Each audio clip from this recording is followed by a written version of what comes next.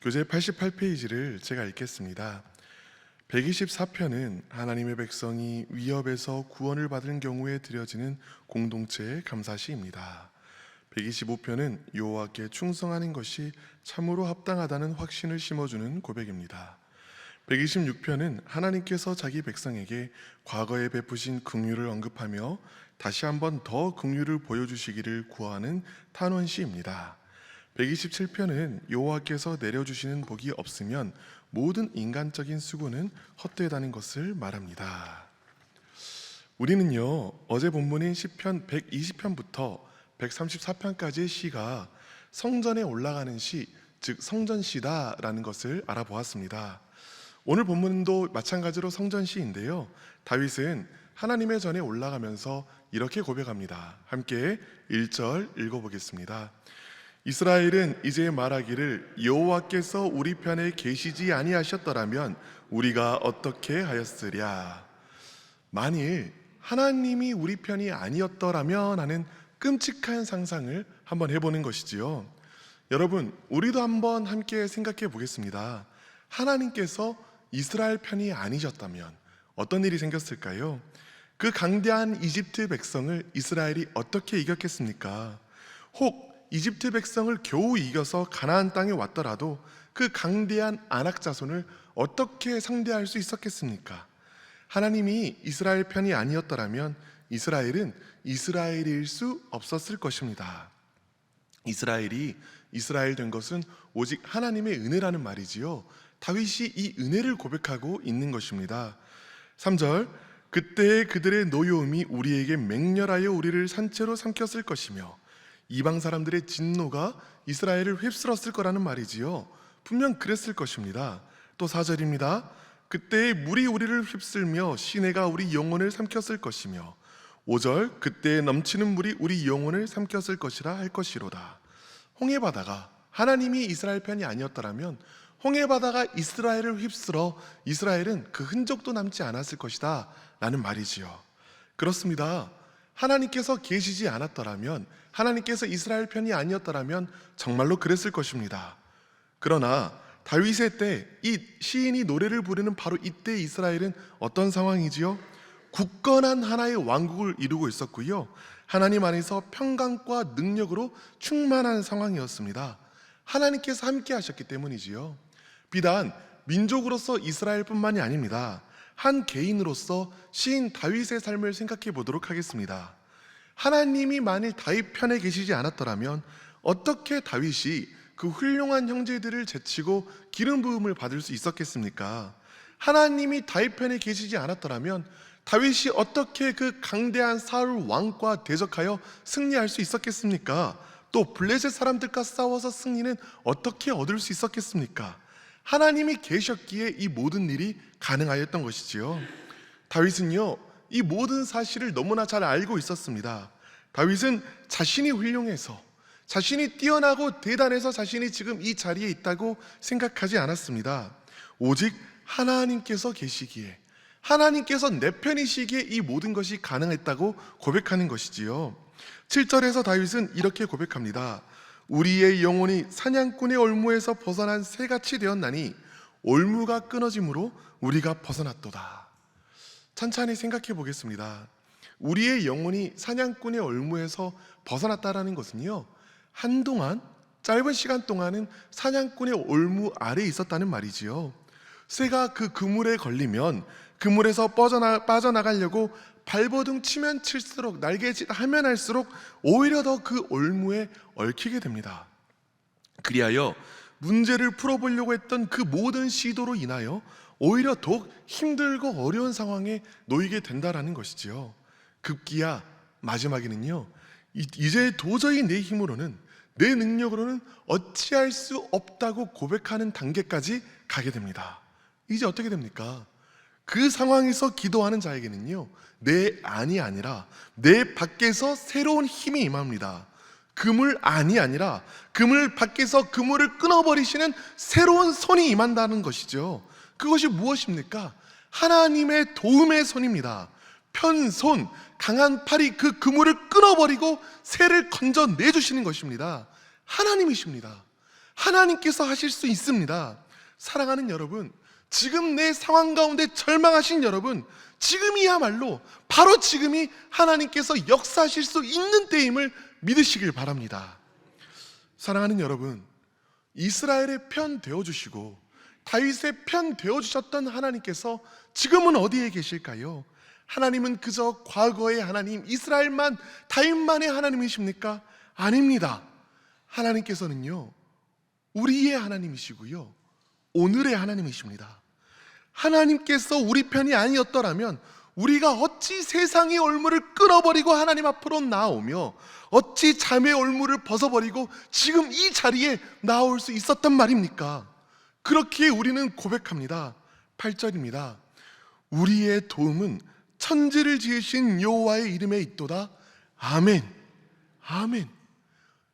지난 세월 다윗과 이스라엘을 붙들어 주셨던 그 하나님께서 지금 이 순간 오늘 나를 붙들고 계심을 믿으시길 바랍니다. 첫 번째 기도 제목입니다. 오늘 우리를 도우실 하나님을 의지하게 하소서. 오늘 우리를 도우실 하나님을 의지하게 하소서. 이제 시편 125편에서는 이렇게 하나님을 의지하는 자가 어떻게 되는지를 이야기합니다.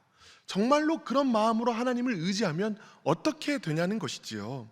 1절 함께 읽어보겠습니다.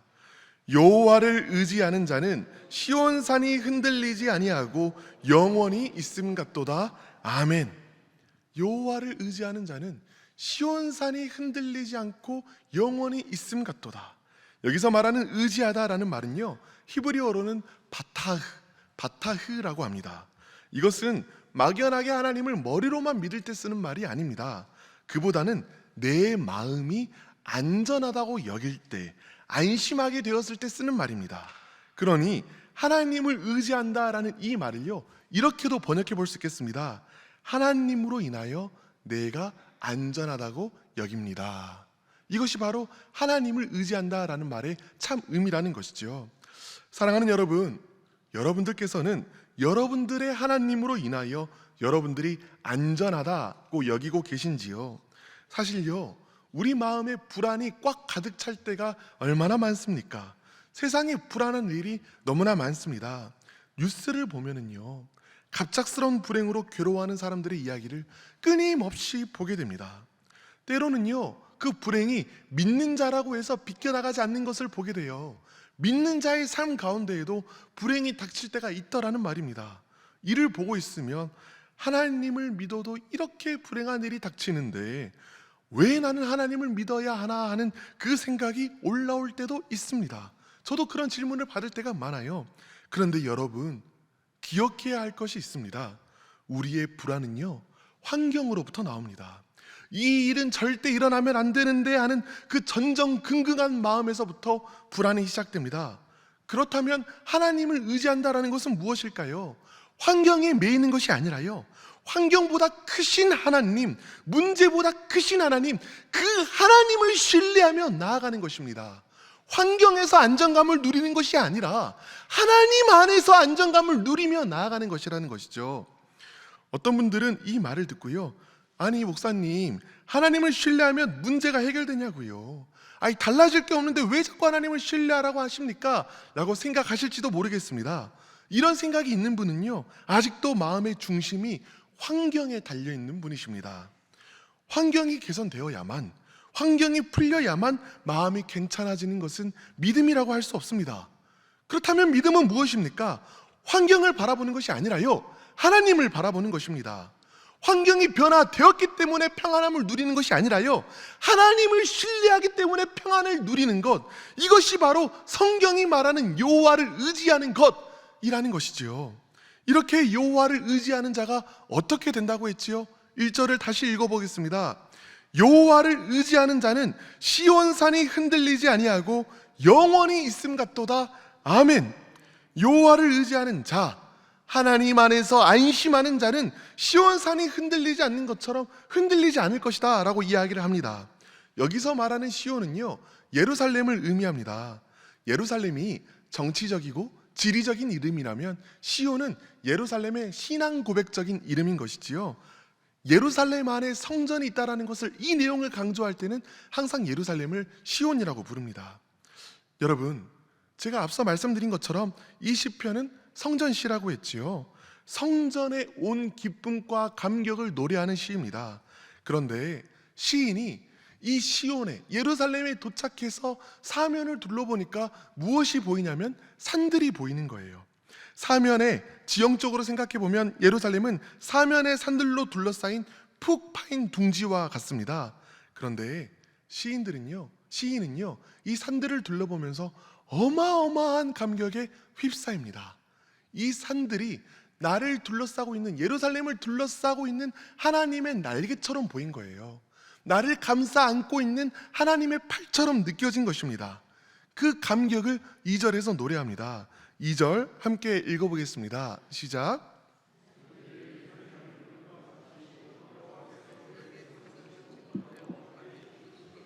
아멘. 산들이 예루살렘을 두름과 같이 여호와께서 그의 백성을 지금부터 영원까지 두르시리로다. 아멘. 산의 특징이 무엇입니까? 산의 특징은요, 영원성, 불변성이 있습니다. 산은 항상 그 자리에 그대로 있는 것이지요. 시인은요, 이 산들을 보며 그 영원함에 대한 희미한 감각을 느끼면서 이렇게 고백하는 것입니다. 하나님께서 나를 이토록 영원토록 지키실 것입니다. 이 고백이 바로 하나님 안에서 안심하는 자의 고백인 것이지요. 자, 사랑하는 여러분, 이 시인이요, 예루살렘에 도착했다고 해서 상황이 나아진 것이 있습니까? 없습니다. 아직 아무런 변화가 없습니다. 그런데 무엇이 이 시인에게 달라진 것이지요? 산을 바라보면서 하나님을 향한 온전한 신뢰가 마음에 부어지게 된 것입니다. 산과 같으신 하나님께서 영원토록 나를 지키실 것이라는 그 확신이 마음에 부어진 것입니다. 그리고 그것으로 충분하였던 것이지요. 여러분, 이제 이 사람 마음 가운데에요, 굳건한 믿음, 굳건한 확신이 심겼습니다. 이제 어떤 일이 일어날까요? 이 믿음을 통하여 하나님께서 이 사람의 삶 가운데 개입하여 주시는 것입니다. 이것이 바로 하나님께서 역사하시는 방법입니다. 하나님께서 한 사람 가운데 역사하실 때에는요, 한 사람 마음 가운데 하나님을 향한 굳건한 믿음을 먼저 심으십니다. 그리고 그 믿음을 통하여 하나님께서 역사하시고 일하신다라는 것이지요. 이 은혜를, 하나님을 신뢰함으로부터 부어지는 이 은혜를, 이 하나님의 역사심을 우리가 함께 누리게 되기를 간절히 바랍니다. 두 번째 기도 제목입니다. 하나님을 의지하여 하나님의 은혜를 경험하게 하소서. 하나님을 의지하여 하나님의 은혜를 경험하게 하소서. 여러분, 그렇다면 이제 조금 더 실제적으로 한번 나아가 보도록 하겠습니다. 하나님을 의지하는 태도가 무엇일까요? 아무것도 하지 않고 가만히 손 놓고 앉아서 하나님이 하시겠지 하는 것이 하나님을 의지하는 것일까요? 이 질문을 가지고, 하나님을 의지하는 자의 바른 태도가 무엇인가 하는 이 질문을 가지고 시편 126편을 보도록 하겠습니다. 먼저 1절 함께 읽겠습니다. 여호와께서 시온의 포로를 돌려보내실 때에 우리는 꿈꾸는 것 같았도다. 아멘. 하나님께서 시온의 포로를 돌려보내셨다라고 합니다. 이게 무슨 말인가요? 이스라엘 백성이 바빌론 포로 생활할 때를 생각해 보겠습니다. 그 강한 바벨론이 무너질 거라는 기대가 들어요, 안 들어요? 들지 않습니다. 이 문제가 도무지 해결될 것이라는 그런 기대와 희망이 없었습니다. 그런데 그럼에도 불구하고 크신 하나님, 문제보다 크신 하나님께서 역사하셔서 그 포로들을 보내주셨다라는 것이지요. 그때 그 기쁨을 2절에서 이렇게 노래하고 있습니다. 그때의 우리 입에는 웃음이 가득하고 우리 혀에는 찬양이 찼었도다. 내 힘으로 할 수 없는 일을, 내 능력으로 할 수 없는 일을 하나님께서 해주셨습니다. 하나님께서 이루셨습니다. 그러니 그 마음 가운데 기쁨과 감사와 찬양이 샘솟듯 솟아났던 것이지요. 그런데 여러분, 그런데요, 4절에서 분위기가 반전됩니다. 4절 함께 읽어보겠습니다. 여호와여, 우리의 포로를 남방 시내들 같이 돌려보내소서. 아멘. 자, 분명히 1절에서 뭐라고 말했냐면요, 하나님께서 포로를 돌려보내 주셨다라고 말했습니다. 그런데 4절에서 다시 포로를 돌려보내달라고 이야기를 하고 있지요. 이게 어떻게 된 일이지요? 삶에 새로운 위기, 새로운 문제가 닥쳤다라는 것입니다. 시인은 이 문제 앞에서 하나님 앞에 고백하는 것입니다. 하나님, 우리의 포로들을요, 우리의 새 문제들을요, 남방 시내들 같이 돌려보내소서. 남방 시내들 같이 해결하여 주옵소서. 남방 시내가 무슨 말일까요? 원어로는 이 남방이 네게브입니다. 네게브 지역을 뜻하는데요, 네게브 땅은 본래는 물이 거의 없는 마른 광야이지만 겨울 우기가 되면은 갑자기 물이 들이차서 넘치게 된다고 합니다. 갑작스러운 개입하심으로 우리 삶에 역사하소서 하는 고백이 남방 시내들 같이 우리를 채워주소서 하는 그 고백인 것이지요. 그렇습니다, 여러분. 이것이 비단 오늘 시편 기자만의 고백은 아니지요. 때로는요, 우리 삶 가운데에도 우리 자신의 잘못으로 인하여, 또 때로는 우리 외부의 요인으로 인하여 어려움이 찾아올 때가 분명히 있습니다. 이때 우리 삶 가운데 어려움이 닥쳤을 때 우리가 해야 할 것은 무엇일까요? 어제의 믿음이 아니라요, 오늘의 믿음으로 서는 것입니다. 어제의 믿음으로 오늘을 살아낼 수는 없습니다. 지난 간증으로 오늘을 살 수가 없다고요. 오늘을 살기 위해서는 오늘의 믿음이 필요합니다. 오늘 새롭게 하나님을 의지해야 한다라는 말입니다. 그렇다면 하나님을 의지한다는 것이 무엇입니까? 아까 말씀드린 것처럼 손을 놓고 가만히 아무것도 안 하고 있는 것입니까? 체념하는 듯 사는 그것이 하나님을 의지하는 사람의 태도입니까? 그렇지 않습니다. 종종 사람들은요, 하나님을 의지하는 것을 방관하는 것이나 무기력하게 있는 것으로 착각하곤 합니다. 삶의 문제에 어떤 개입도 하지 않은 채, 노력도 하지 않은 채 요행을 바라는 것을 하나님을 의지한다라는 믿음으로 포장하기도 합니다. 그런데 그렇지 않다라는 것이죠. 시인은 하나님을 의지하는 바른 태도가 무엇인지를 5절과 6절에서 우리에게 알려주고 있습니다. 5절과 6절 함께 읽겠습니다. 시작. 눈물을 흘리며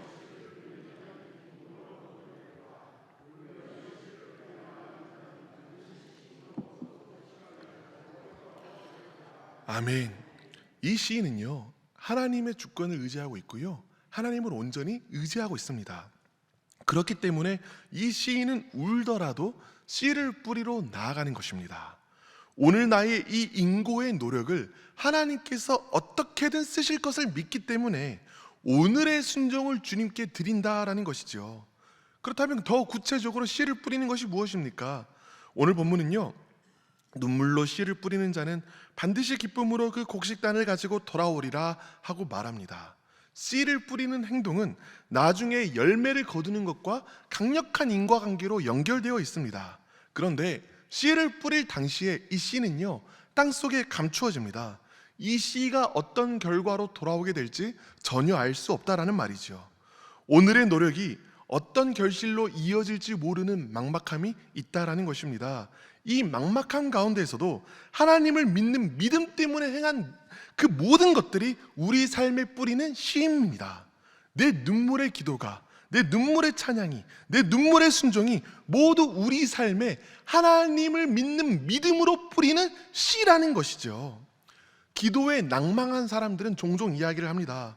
목사님, 눈물의 기도가요, 내 마음이나 위로하지 내 문제를 해결하는 데는 전혀 도움도 안 되는 것 같더라고요.